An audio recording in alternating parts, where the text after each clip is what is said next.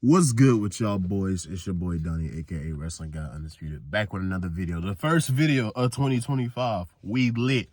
So I'm here to talk about Raw on Netflix last night. The first of many Raws on Netflix.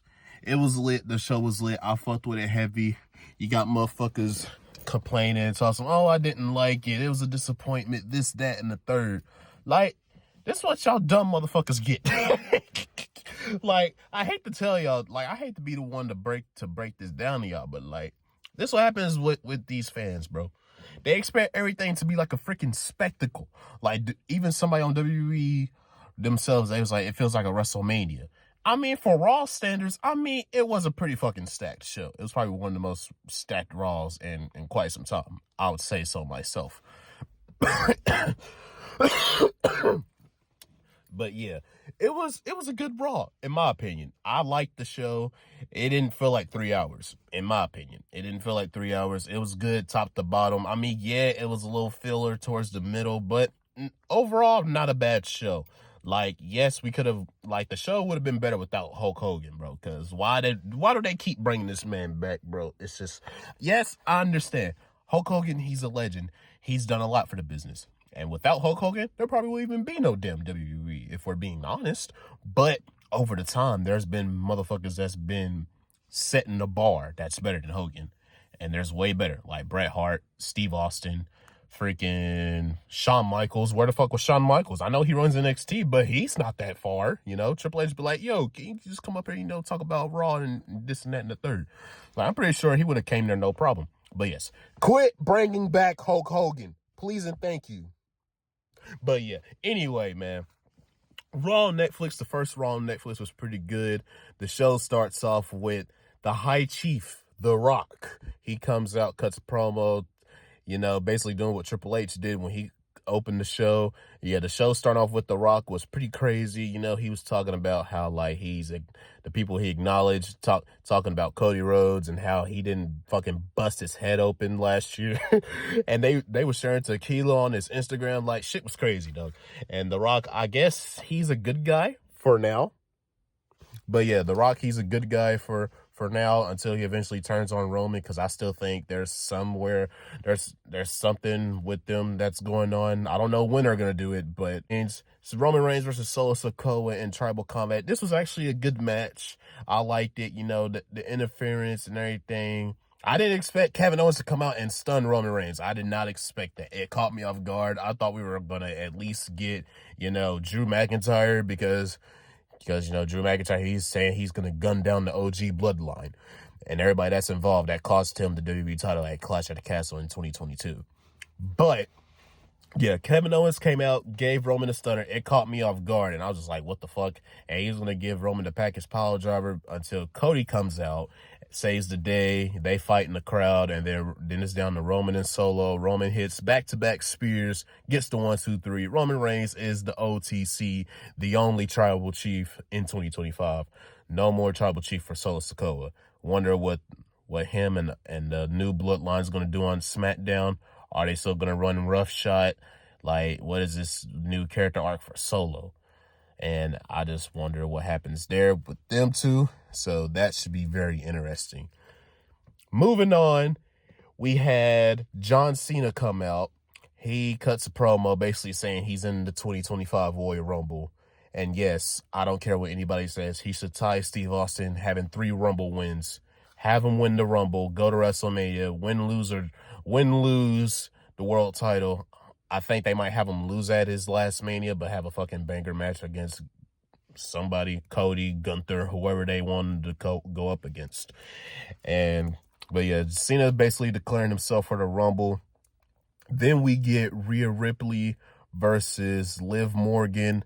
Rhea Ripley finally gets the title back she never ever lost, and has been held hostage by the imposter Liv Morgan. But all jokes aside, Liv Morgan, she had a solid reign. I give her a props, you know, as I've had over the past couple of months. I just wish they'd done a little better with her booking. But, you know, it was kind of wishy-washy, but it wasn't on Liv Morgan completely. But, you know, it was fine for what it was. It kind of dragged a little long towards the end. but it served a purpose, and Rhea Ripley's champion now. She's going to be champion heading into Mania. Fingers crossed we get Io and Rhea, or Rhea and Bayley, because we saw Bayley on Raw. She was talking to Adam Pearce. Is Bayley coming to Raw? Who knows? So that should be interesting. And also, we had another segment backstage with Chad Gable. He was challenging any luchador in a mask, and he wants to see how stupid their mask is going to be. I assume that's when we're going to get the debut of Pentagon in WWE. That should be very interesting. Pentagon in WWE is crazy to say in 2025. I never thought I would be saying something like that, like 3 years ago or something. But yeah, that should be interesting. Also, on top of that, later on the show, what else happened? Oh yeah, Jey Uso versus Drew McIntyre. That was a very good match. This man Travis Scott smoking a joint on live television is crazy. But it's legal in Cali, so it is what it is. And plus, who's gonna tell Travis Scott no? He's one of the biggest artists on the planet right now. So who's gonna say, hey, you can't smoke that on out there? No. Who's gonna tell Travis Scott no? But anyway, Travis Scott comes out. He doesn't even talk or nothing. He just hits the joint. Jey Uso comes out. He does this little entrance. The crowd is hype. Drew McIntyre makes his entrance. They have a solid match. And Jey Uso picks up the win, skinning the cat to Drew McIntyre off of guard. Drew McIntyre loses to Jey Uso by surprise. He catches him in a small package or something like that. I don't know. I caught about a corner of my eye. I was like, oh shit, Jey Uso pinned Drew McIntyre. I was not expecting that. It was a very good match. I assume this is going to be fuel to Drew's fire of him wanting to destroy the OG bloodline and gun for everybody. So I assume in their next encounter, he damn near kills Jey Uso. Drew McIntyre in this Crash Out arc. I love it. Speaking of Crash Out arcs, in the main event of Raw on Netflix, we got CM Punk versus Seth freaking Rollins. Seth Rollins versus CM Punk on the main event of Raw last night was crazy. Damn near the best Raw match I've seen on Raw in quite some time. My current favorite match of 2025 until the Royal Rumble comes. But yeah, man, anyway, yeah, these two, they went out there and they just did their thing, CM Punk and Seth Rollins. They damn near had an OG ROH main event here, boys. But yes, man, it was great. Seth Rollins, he was telling the referee, it was the same referee from the Hell in a Cell 2019 match, I think. Let me know. But yeah, it was... Seth Rollins was yelling at the referee. It was like they was fighting out all outside the ring. He was like, look, man, just let this shit fly. I hate this and I'm just going to kick his ass all over this arena. Just let me do what I got to do, man. Stay out my business. But yeah, man, Seth, both guys, they out there, they just did their stuff, man. It was a great match. I love this match. We're going to get a part 2 here soon, which will lead to part 3. I still believe it's going to be a trilogy. We could get part 2 at WrestleMania. And honestly, I'll be okay with that, honestly. Because these two, they had such great chemistry, and I loved it. Especially the ending with Seth Rollins. He was attempting to do the Falcon Arrow suplex, but this is what happened. CM Punk, he knocked him off. He slapped the shit out of him. And then Seth, he just got angry. He's like, oh, I'm about to end this motherfucker. And then he just runs up on the top rope, goes for the suplex, was going for the Falcon Arrow. Punk counters it, hits him with the GTS. Rollins bounced off the ropes. And then Punk gets him on his shoulders again, hits another GTS. Shades of Jon Moxley at All Out 2022. Hits him with the 1, 2, 3. And Punk is your winner for this first encounter between these two guys. I love this match. It was amazing. I'll probably have to go in there and watch it again because that's how good that match was. Yes, man, I definitely think we're going to get a part 2 at WrestleMania. Because, Seth, he ain't going to take that loss lightly. He going to spin back because this is Seth Rollins we're talking about. This man doesn't know when to quit. Because Seth Rollins, this is the same guy that freaking, he had a Hell in a Cell match with Cody Rhodes with a torn pec. The next night, he's like, I wish you good luck on your surgery. I can't wait for you to come back. As soon as this man Cody was finna walk out, this man attacks him with a sledgehammer. This man is a fucking maniac. But yeah, man. Seth, he's obviously going to spin back on Punk. When will that be? I don't know. But yeah, we're going to get definitely a part 2 at WrestleMania, if not sometime sooner. But yeah, I think these two are destined to headline WrestleMania, in my opinion, whether it's for a title or not.